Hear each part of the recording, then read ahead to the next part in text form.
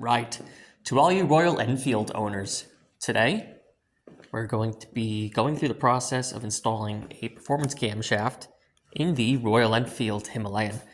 I've had this bike for 4 or 5 years, put about 6,000 miles on it, and I think I want to let this bike breathe a little bit better.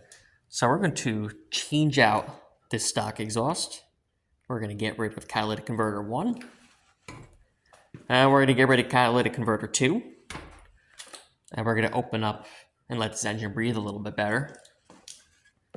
We're going to cut and modify the air filter plate so this breathes a little bit better. And then lastly, we're of course going to install this camshaft, ordered straight from the United Kingdom, with all the taxes and fees and tariffs implied. Just this little thing here. I won't even let you know what it costs. But as you can tell by these lobes, the lift and duration on this is much higher than that of the stock cam. So we should be expecting a little bit more compression. Now, I do know this is not a performance bike, but I'm of the mindset that I want my bike to be able to run and breathe as well as it can, so that way I can enjoy the sound, the feeling, and the overall riding experience. Because I feel like this bike gets choked up in the mid-range. I feel like unless I wear earplugs, this engine is very unsettled, cruising in like 4th gear at 40 miles an hour. I just want to keep shifting down into lower gears, higher gears, to let this thing sit as low as possible in the rev band, because I like the way it feels down there. I feel like any time you're above 4,000 RPM, this engine just feels like it's choking on itself. It has more power to give, but I just feel like it's not breathing. So I have a very good suspicion that after doing these modifications, this bike is going to breathe and run a heck of a lot better after taking all the EPA neutering devices off of it. So I'll keep you guys posted. Alrighty, so we're going to be putting in a performance cam on the Himalayan today.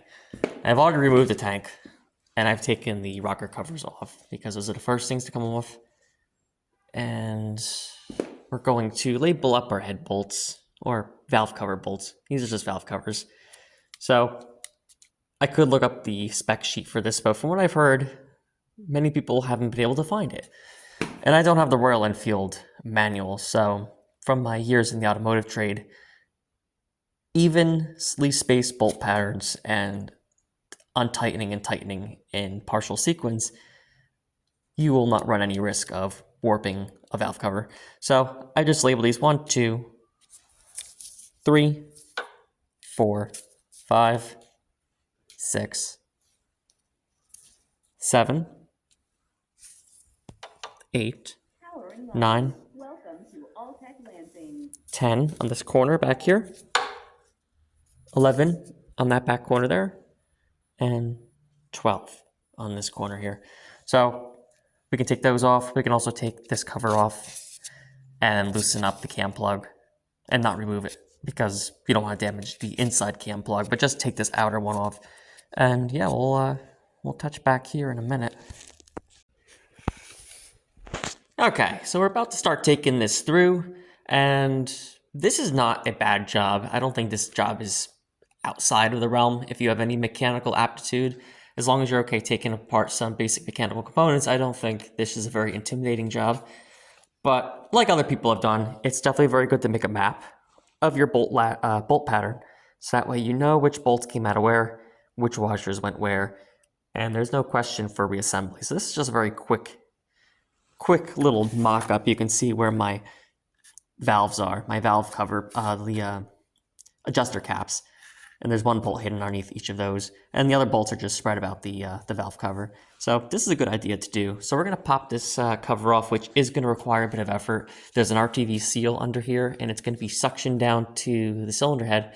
So you're going to want to use a wood block, or if you have to use a prying tool, I would use some microfiber rags to protect your surfaces here if you have no choice but to use that. I'm going to use a wood block and a hammer and try to pop this cover off once all these are removed. Go.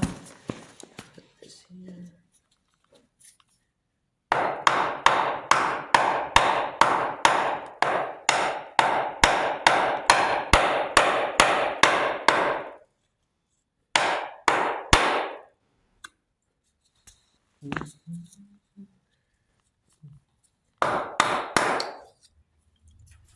just gonna keep doing that for a while. Catch you back here in a few minutes. Okay, this was a little bit tougher than I thought to get the valve cover freed.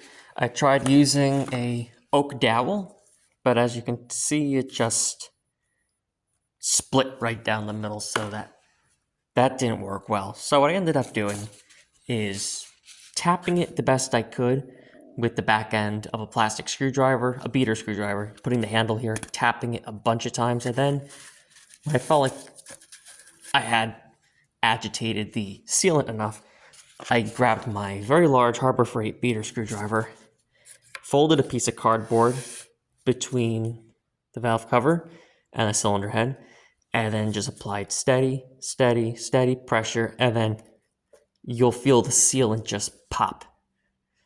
And you don't want to break fins, but it ended up working out pretty well. So, to make sure, I counted a total of 12 bolts. So make sure you get all the bolts out before, you go wrenching on the cover trying to get it off. So 12 bolts come out. Line this with cardboard and use a nice long beater screwdriver to apply steady force to a corner, and alternate corners too. Go to this one and the back right, back left, front left, and just rotate around. You'll eventually find the weakest point in the sealant and it'll pop. So now, be careful lifting the cover, lift it straight off and make sure none of the dowels come out of the head that line up the valve cover.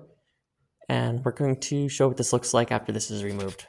Okay, we got the valve cover off, as you can see here, and everything looks nice and clean. These journals look nice and clean. Let me grab a light.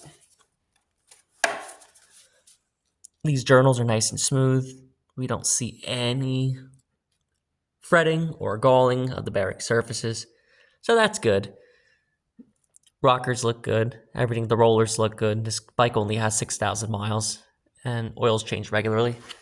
And inside the engine, we see a very similar story. We see an engine with relatively low miles. Cam chain, camshaft. Some lines are normal. I wouldn't consider that abnormal wear. And camshaft looks good. Top of our intake valve looks good. Top of our exhaust valve also looks good. No pitting. Cam chain looks nice and clean. Feels nice and tight. And as you can see, we are at top dead center. And if anything, we're a little bit over, so I have to rotate that just a hair. Which I should rotate the engine all the way. Oh no, that's counterclockwise, so I should be able to line that up quite easily. All right, that's good. So the next step in this procedure, from what I've researched, is this cap can now come off. This is just loaded up with sealant, so I gotta fight that off gently. There's an O-ring in here too, so I gotta be careful of that. So I take this off and clean it, and then we're gonna have to rotate this cam, and also make sure not to rotate the engine reverse of how the engine runs. So I always thought this engine was clockwise rotation, but actually it's, when I bumped the starter a couple years ago, I figured out that it's counterclockwise rotation. So I always rotate the crank counterclockwise. And the reason being is not because you're going to damage the internals of the engine, but because the chain tensioner for the camshaft, the tensioner is on this side.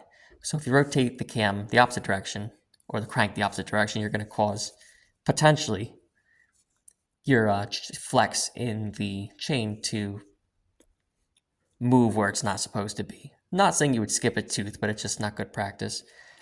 All right, so we're going to remove this cap, and then I'm going to get to the point where we will remove the half moon retainer here on the camshaft, which keeps this cam from riding in and out from where it's supposed to, and then this retaining clip here. So we'll have to bang this clip flat, remove these, I think they're 10mm bolts, and then remove this safety clip. And there's one bolt on each side of this, not pulley, oh my goodness. There's one bolt on each side of this sprocket. So we'll get to that in a minute. Okay, important little side note. Here's the cap after it's out. You can see that there's the O-ring on it, which we're going to have to take that out and clean out all the RTV that's stuck to it. Because I guess it's a fail-safe in case that O-ring dries up, since Royal Enfield and rubber used in the same sentence is kind of funny. They tend to dry out. Everything tends to dry out and crack. So we'll have to clean that sealant off. And this did come out of there with a little bit of trouble, so people don't tell you this. They just show you it taken off. But I would avoid hitting it with anything. I thought about it, but I'm like, nah, it's going to bend the aluminum. So I just took it and pulled out and down, and the sealant did pop and it came out. So we are now going to take time to clean up all this old silicone sealant. And of course, the old school guys, and the way I was taught is to use the back end of a metal razor blade and never go in forward direction, but pull against the razor. But if you're new to engine work, especially on aluminum surfaces, I would just, since there's not much gasket surface on here, it's pretty clean. I would recommend just using an old credit card, brake clean, or any piece of plastic in the house that you could find that has a hard edge to it. You could even use, I don't even know, you could probably even get away with like a pen cap or something, but I would avoid using a razor blade unless you're quite comfortable working with aluminum surfaces, because if you scratch it, no matter how good you seal it, if you scratch it deep enough, you will have a slow seep. So you can see where that plug was, and it looks like this is all scored up, but believe it or not, I think this is just remnant sealing. And also, the further you get to the edge of this casting, I don't think it's nearly as polished as where the cam rides. And being an Indian bike, I wouldn't expect this to be, you know, German quality engineering, but it's smooth under the cam. It gets a little rough towards the outside, but I think some of that is just lack of machining at the end, and also just silicone buildup from this plug. But overall, the engine looks great. I'm looking forward to putting a better cam in here. So yeah, we're going to clean this up, and then we're going to get to the more important part, which is the tricky part of taking this out and actually swapping the cam over. Okay, status update. We have cleaned up this gasket surface, which I employed the use of this plastic upholstery tool that came with like a dash camera set. So just anything like this. I used brake clean, and I cleaned up the surface. Still a few more spots where I just want to get it polished up a little bit better. You just don't want to feel gasket under your fingers. If it's a little discolored, that's normal. Pretty much as long as you can see that little bit there. Sorry, it's my Bluetooth speaker. So you're going to want to clean this up. Just get that a little bit better. I'm going to do a little bit more work. But somebody brought this up in one of the other YouTube videos, that when you pull this cover off, that these back bolts here fill up with oil. And this is a gasket surface. So before you put new RTV on this after the assembly and you go to install your valve cover, make sure that you get the oil out of these two back bolt holes, because you'll notice that they're full up. And if you go to put the bolts in, they're going to squeeze out all the oil while you're trying to set your gasket, and that's just going to make for a big mess. So I just screwed the bolts back in there until they bottomed out and got all the old oil out of those holes.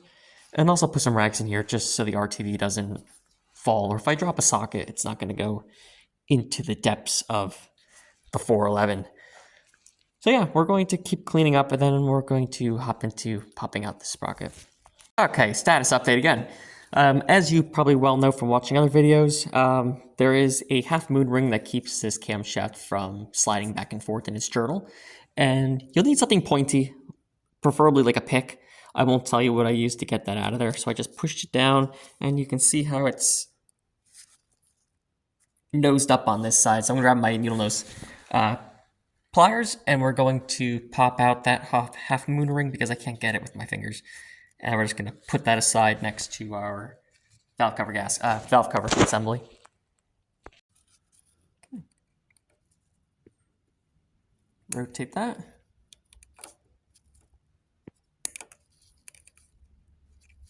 Good. And we're going to remove that very, very, very carefully. And there it is. I'm going to put that aside for a minute. And that's it. Okay. I knocked back this tab with a flathead screwdriver and a little light pressure from a hammer. Took out this 10mm bolt. And I'm just beginning to rotate the crankshaft over away from top dead center to get to the other half of this retaining ring. So we're going to go ahead and do that, and we'll hop back to it. Okay, we rotated the crankshaft about, I'm not sure how many degrees, maybe less than 180, just enough to access this next bolt and take out this retaining clip, hopefully without dropping anything. So unfortunately, I don't have the stand to record this while I take this out at the same time, but it's pretty easy. Flatten that tab out, take out this 10mm bolt. A magnet would be very helpful right now, which I do have, to make sure you don't drop this clip or the bolt while you're taking this out. All right. Okay, so we removed that last 10mm bolt. We used a nice magnet to hold that clip while I removed the bolt, just to make sure nothing had any unforeseen accidents. Okay, so now what we're gonna have to do is, you can see our cam lobes are anything but at top dead center, so we're gonna have to rotate this engine about another 2 turns on the crank to get this thing back to TDC. Once again, just use your sight glass and of course your crankshaft access, and just get this thing lined up. And you'll be able to tell with your the way your cams are pointed that it's at TDC. Okay, we're gonna rotate this engine and get on to the next step. Now that we got the crankshaft and the cam back at top dead center, we are going to go ahead and remove that half moon ring now with the pliers, and then we're going to go into the process of removing the chain tensioner, and then get this cam sprocket out of the way altogether. Okay, we're heading on to phase 2 of this, which is now the more invasive part of the procedure of removing the camshaft. So we're going to undo the chain tensioner, but I'm getting prepared for when I get this cam chain off its sprocket. We're going to be attaching the chain to this bungee cord, and this bungee cord is attached up to the ceiling girders. And what this is going to do is going to hold the cam chain up and keep the cam chain from falling down into the engine casing. What it's also going to do is allow me flexibility to get the lobe and the cams out of this engine casing while being able to move the chain back and forth, which a zip tie won't allow me to do. So this is going to be my Diamond Store solution to that problem, and should make this easier to do with one person. Okay, take out the 10mm bolt that is in the middle of this chain tensioner, and when you do so, nothing comes out of it, oil-wise. You're just going to have this long spring assembly, which is just the pre-tensioner for the actual tensioner mechanism. So just put that aside, keep it clean, and then we're going to take out these 2 Allens on either side to take out this tensioner assembly. Be careful not to damage the gasket, and then place that aside, and you'll notice that your cam chain will probably go slack after that. Okay, once you take those 2 Allens out, this tensioner is going to be a little tight on there, so I just hit it with the back end of a hammer, the rubber mallet side of it, and then she just kind of just slides right out of there. And there she is. And looks like the tensioner's out just a little bit, probably normal. So we're going to go and place that aside. And then that's that. So now our tensioner's out, our spring is out, our cam is now, cam chain definitely feels loose on the sprocket. So we're going to go and get ready to pop this whole cam out of here. I'm going to get ready with my zip tie here. And I'm going to feel this out for a minute. So this is where you're just going to have to, I'm going to show you how I do this, but because I can't film it at the same time, you're just going to have to feel your circumstances out, how comfortable you are doing what, move these sprockets around. This is going to pop off the camshaft itself this way towards me, and then I got to make sure that this cam does not drop, so this cam chain doesn't drop. So I got to keep an eye on that and then get it hooked on the cable tie. Once I do that, I'll get back to you. Okay, so believe it or not, I am holding this cam sprocket in the middle of uncertain fate to show you this. To pull this sprocket off the cam, I actually reinstalled the half moon clip just a little bit into the block so I could pull this back. And, sorry, my music came on.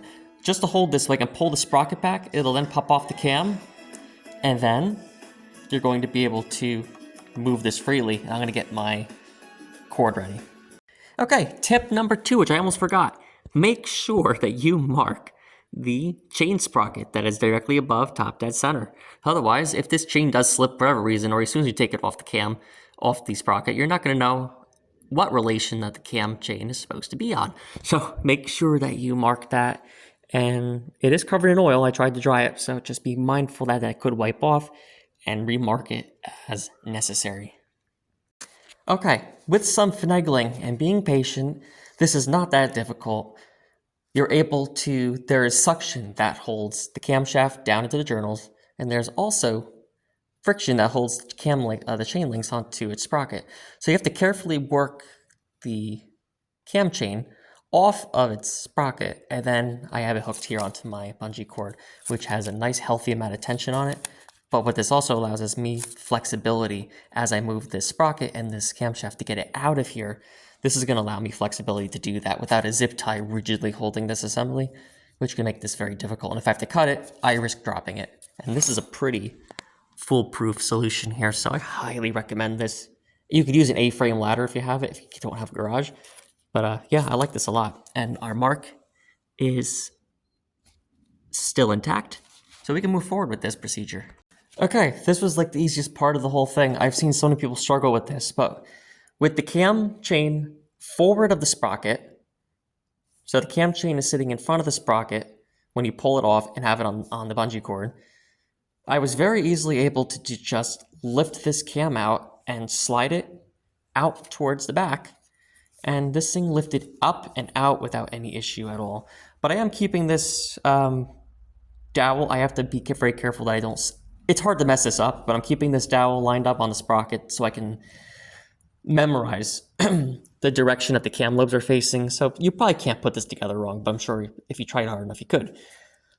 But I'm going to make sure that I can see if the new cam has that pin, and if it doesn't, if I have to transfer it, and if I do have to transfer it, to make sure I put it in the right side. Okay, let's get the new cam and have a look at it. Okay, this is day 2 of the project. Took a small break, and as you can see, I said these journals were fine, but you could definitely see surface scoring on the cam journal that rides inside the head there. And although it's not bad, there's definitely... You could definitely feel it. But because these are not bearings and these are just straight ride in the head journals, I am not going to polish these with anything. I could try to use Scotch-Brite, but I'm just going to have to just go with it, you know. Unfortunately, with this type of engine and for how cheap these were to manufacture, produce, and buy, we're just going to run it, you know. It's already has 6,000 miles, and if I got to put a head on it at 15 or whatever, you know, so be it. But I don't think it's really going to cause much of an issue. And the wear seems uniform across the line. All 3 of these journals have a very similar amount of wear. So that just leads me to believe that there was maybe a clearance issue or oil starvation when this bike was first started. But I don't think it's going to cause a problem. Okay, here we got the 2 camshafts side by side. And this is what most people don't show you. So the sprocket has a pin right there, and you can see the alignment of the 2 lobes. So what we're going to do is we can see that this cam already has the pin installed, so there's no need to transfer it over. So that's nice and easy. So we can see our cam is in the same location, so there's no alignment, anything really have to do here. So now all we got to do is pop this over, take that off, like so, and then put it right on there. But before we do that, I'm going to clean the sprocket up and give it a nice, give it a good once-over clean. And we'll get back to you in a second. Okay, next step is we're going to take this Extreme Pressure Anti-Seize Engine Assembly Lube by Stay Lube, and we're going to lube up the journals. This one, and this one. And you can put a little bit on the lobes too, because this is safe for motorcycles from what I was able to find out. So we're going to coat that, and we're also going to coat journals in here to make sure that this thing has plenty of lubrication upon startup. So we're going to coat this, we're going to get this camshaft in place, and then we're going to pop the sprocket on last while we try to figure out this cam chain situation. So this is going to take a little bit of patience. So I'm just going to go for it, put the cam in, and we're going to try to negotiate the sprocket, the chain, and the cam all at the same time, because I'm afraid to put the cam on, the sprocket on, and end up dropping it down the engine case. I'm afraid of that. So we'll give it a shot, and I'll report back after I find out what I find out. Okay, I found the easiest way to do this is, I was right, leave this sprocket off, get the cam into place, so you can kind of see where it's supposed to be, get it lined up with TDC, make sure the cam lobes are facing the correct direction. And then what I tried to do was I took the bungee cord off of my chain, and I held it tightly by hand. And I didn't have any trouble dropping this. I'm not sure how people have so much trouble, but with the bungee cord, it really gives you a lot of flexibility. So I tried to get the cam chain on, pulling up on this side because the tensioner's on this side. So I pulled the chain slack. Well, I didn't really pull. I just made sure that this side of the chain was taut without rotating the engine. Got it up to here with my mark on TDC, my top chain link. But then I couldn't get this side of the sprocket to fit, to get on. So, of course, part of me wanted to just rotate the engine and it would snap into place, but that's not good to do. So what I ended up doing is I realized this bolt was in here just to keep the sprocket from falling off into the crankcase. But all I did was pull the sprocket off its lip on the cam, which allowed this sprocket to drop down about 1 centimeter, which is just enough to get this chain to fall on the sprocket, keep my center tooth on top dead center, and then all I had to do was pop it back up onto the cam. This job is not hard at all, and you can see where my half moon clip is going to go. So next step we're going to do is I'm going to have to clean some gasket surfaces again from oil, but we're just going to get that half moon clip in, and then we're going to get our retaining clip back in, and then it's really just going to be reverse of assembly after this point. So not too bad at all. We got our surfaces nice and clean. We got the oil out of our bolt holes. We got our cam lubricated. I see a lot of people don't use assembly lube, but I think it's really important riding in an aluminum head that you have pre-lubrication in here until the oil gets up, especially here in the winter. It's only about 38 degrees. So cool. We're going to get that all situated, and we'll get back when we install our retaining clip. Okay, we have our retaining clip in. It's nowhere near top dead center. I've been rotating the cam around to get these bolts in. I've applied blue Loctite. I know it came with red, but with proper torque specs and these little keepers on here, I really don't expect these bolts to come loose. So we're going to be torquing these down momentarily. I have to look it up. I think it's 10 Newton meters. I'll get back to you shortly on that. But yeah, we've been rotating the cam. This excess grease is coming off, so we're going to have to do some cleaning. But yeah, the half moon ring clip is installed. Let's push that back down. Get this thing, retaining clip all torqued in. And then after that, we're really to the point where we're going to put down our gasket surface and I think throw our valve cover back on. So when this was at top dead center, this clip was half mooned this way. So right now it's all whacked, but pretty much if you kind of remember how this came apart, if you're actually doing it, it's not going to be as as confusing. You kind of can only put this in one way. So we'll get back to this in a few minutes, and yeah, not much to it. Okay, the torque spec for the cam bolt from looking at the Himalayan manual is 12 Newton meters, 10 to 12, which in the States here translates to about 106 Newton meters. So we're going to go ahead and torque the cam to 106 Newton meters. And I'm probably not going to be able to do this with one hand, but let's try. Nah, ain't working. All right.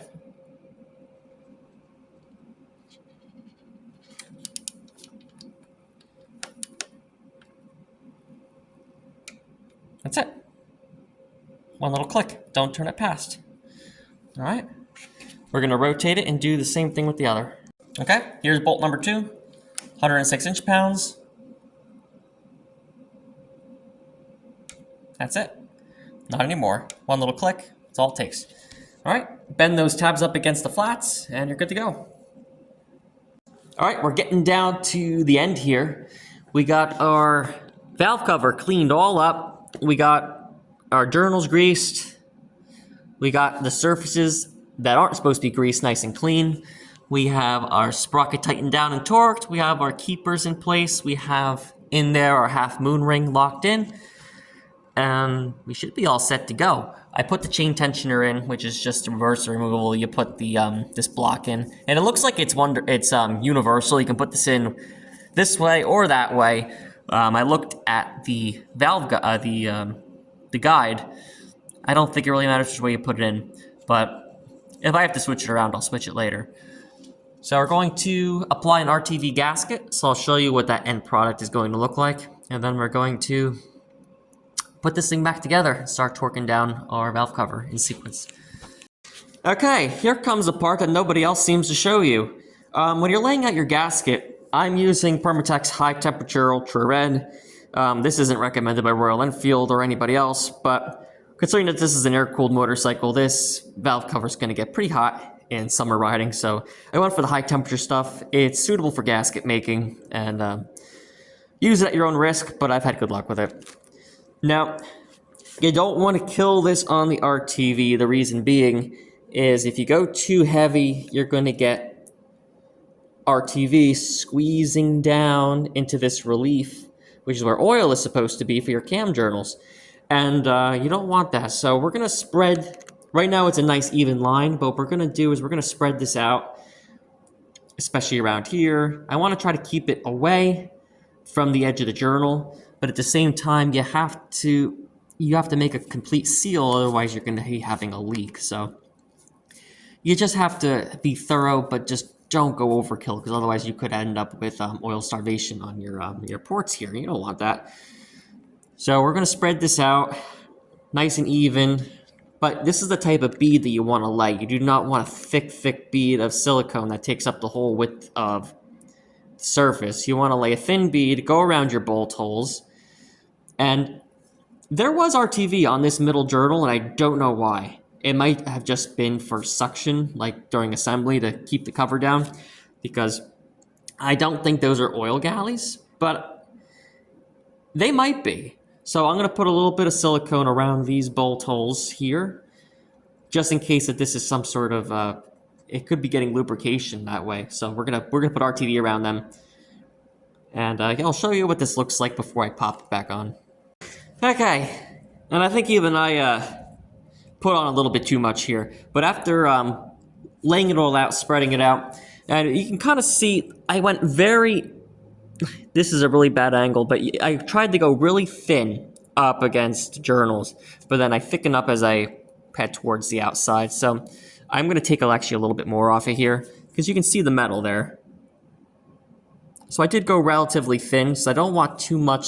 The cam is going to keep it from squeezing in there too much, but you don't want it getting into that relief and filling up that that relief where the oil's supposed to go. So it's kind of it's tricky business. You know, you can put too much and cause problems. You can put too little and cause a leak. I think the better thing to do would be to put too little and cause a leak, and then you just have to do this over again. But rather than clogging up journals or something, which you don't want to do. All right, we're gonna throw this on and start assembly. Okay, I popped the cover back on, sat it on the dowels. I read the instructions on the silicone. It wants you to install everything wet and then tighten down these bolts just to the point where you start to see it squeeze, and then it tells you to wait for an hour. So we're going to listen to that, because that's going to help the RTV go from a liquid state to sort of like a more of a semi-solid. So that's going to keep it from squeezing down into those journals in places where you don't want it, and rather have it behave more like a firm gasket. I think that's a good idea, because you can see the tolerances here. There's very fine line for error of what is too little, what is too much, and what's going to go squeezing down those oil galleries if you're not careful. So we're going to tighten down these bolts in sequence. I just labeled these 1, 2, and then I went to the other side. 3, 4, 5, 6. Then we got, where's my 7? 7 is down here. 8. Now we got 9, 10, 11, and then 12. Now what this does is it's just as, I don't even think Royal Enfield offers a bolt pattern, not that I've been able to find. But what this does is, if you do this sequentially, you're not going to stress any part of the valve cover while you're installing it. So as long as you're going alternating sides, alternating corners, focusing mostly probably on the middle first, like I chose to do. So starting here with 1, 2, and doing your corners, 3, 4, 5, 6, and so forth and so on. That just makes sure the RTV spreads evenly, the weight spreads evenly, and you're not going to have any stress points on the aluminum while you're tightening it. So we're just going to tighten these down hand tight with my ratchet, with pretty much a just by hand, until I see the RTV start to squeeze, and then we're going to come back in an hour and torque these down. Before we go ahead and tighten up this valve cover all the way, don't forget, like I almost did, to clean and install your cam plug, which it's quite challenging to get in there and clean all that without scouring or damaging the aluminum surface. So obviously I've done the important bit there and cleaned where the O-ring actually rides. We're going to be installing this with fresh silicone, and also cleaned all the silicone off the old O-ring for the most part. I'm not really too worried about this leaking, but I'll spend a few more minutes cleaning up that O-ring, put some fresh silicone on it, and we're going to pop that in. Alright, gave that O-ring a coat of silicone. I could see this being a weak link in the engine, because of the fact that they siliconed an O-ring from the factory.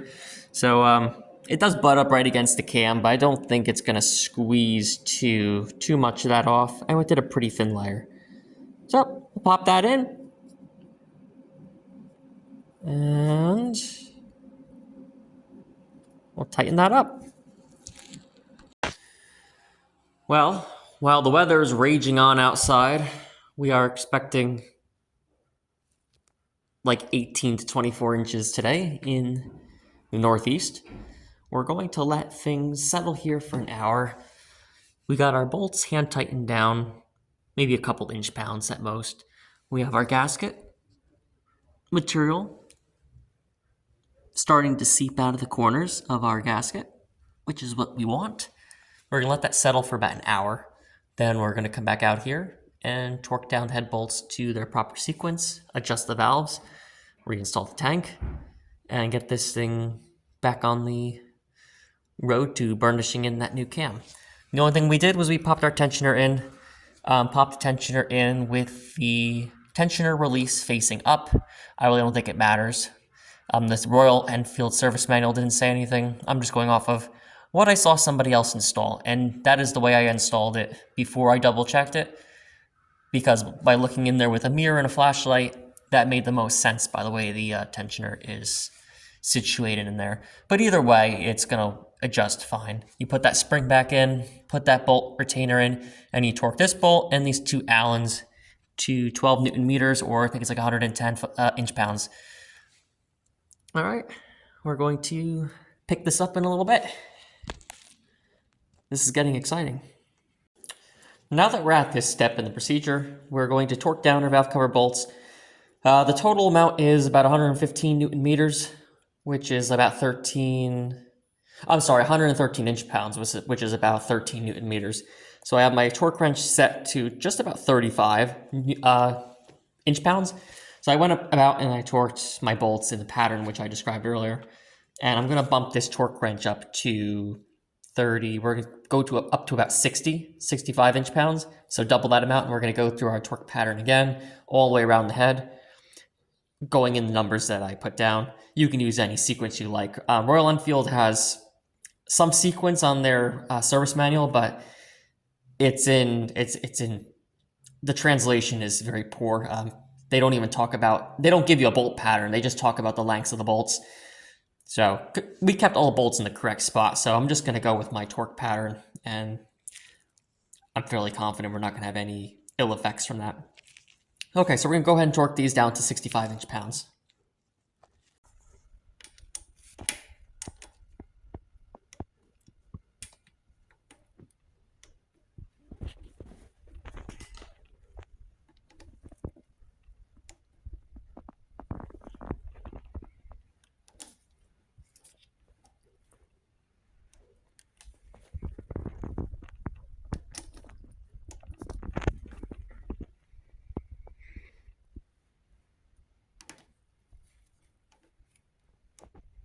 Okay, now we got to do 7 and 8, which are inside our adjusters.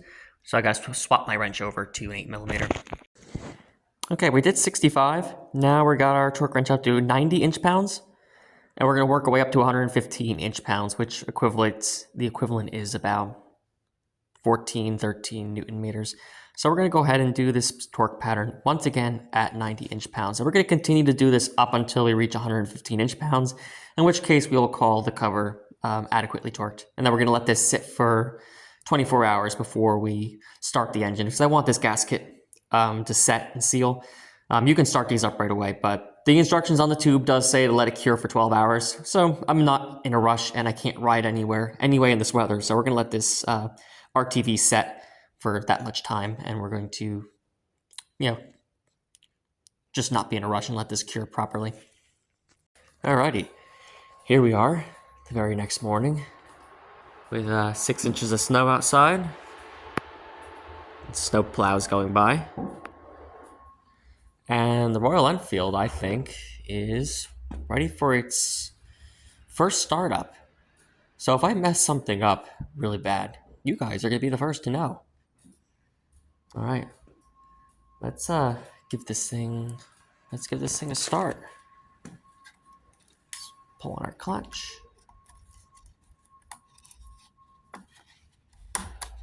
All right, clutch is in. So we're in neutral. Or prime it once or twice. All right.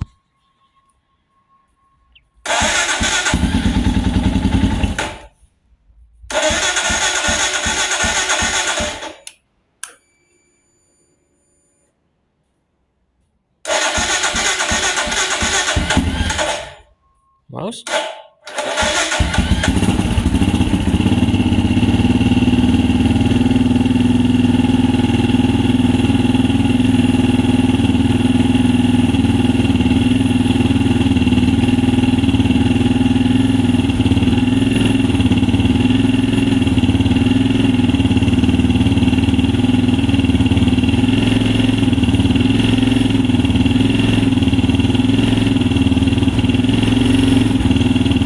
Has to go on for 15 minutes.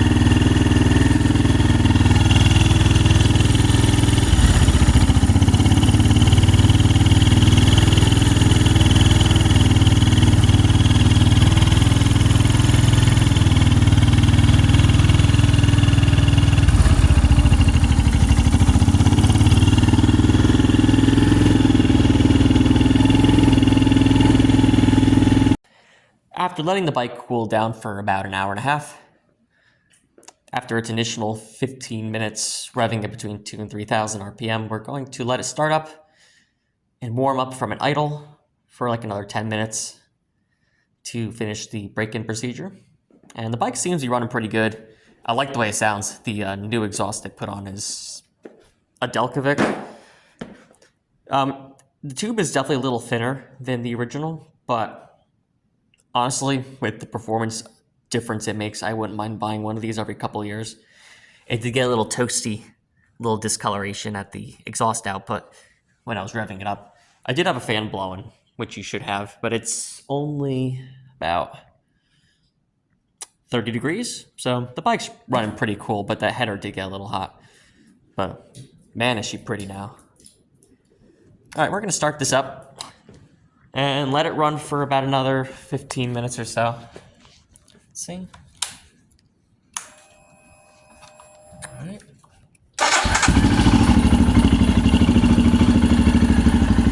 You don't have to hold the choke anymore.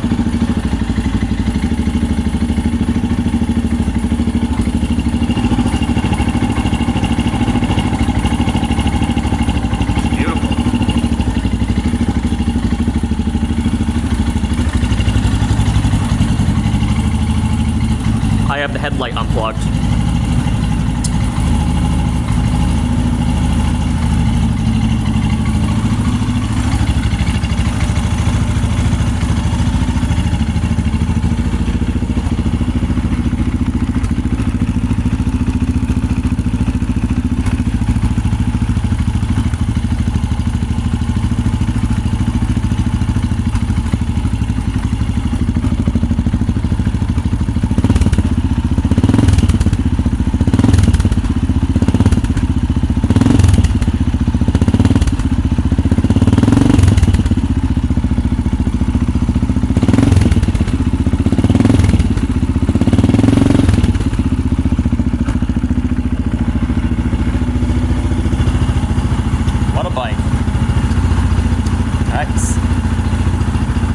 Let it warm up here.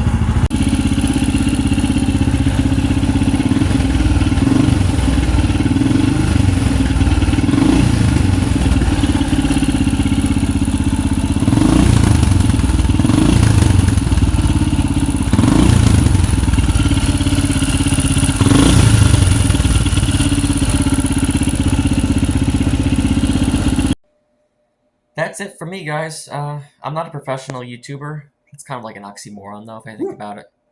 But me and Dutch are done for the day. I think the bike runs great. It's a lot better than it was. It sounds great. It feels better. The revs, just the way the thing pops. I also blocked up the that exhaust thing, the exhaust air pulse valve. I left it plugged in, but I just blocked that hose so it can't inject air into the exhaust.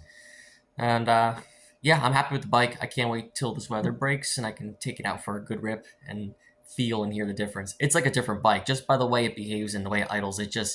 I thought it was a muscle bike when I bought it, but now it just sounds even more the part. So cool. Thanks for watching, guys. I hope you enjoyed it. It's a little lengthy and wordy in places, but I just wanted to go into detail. But happy riding.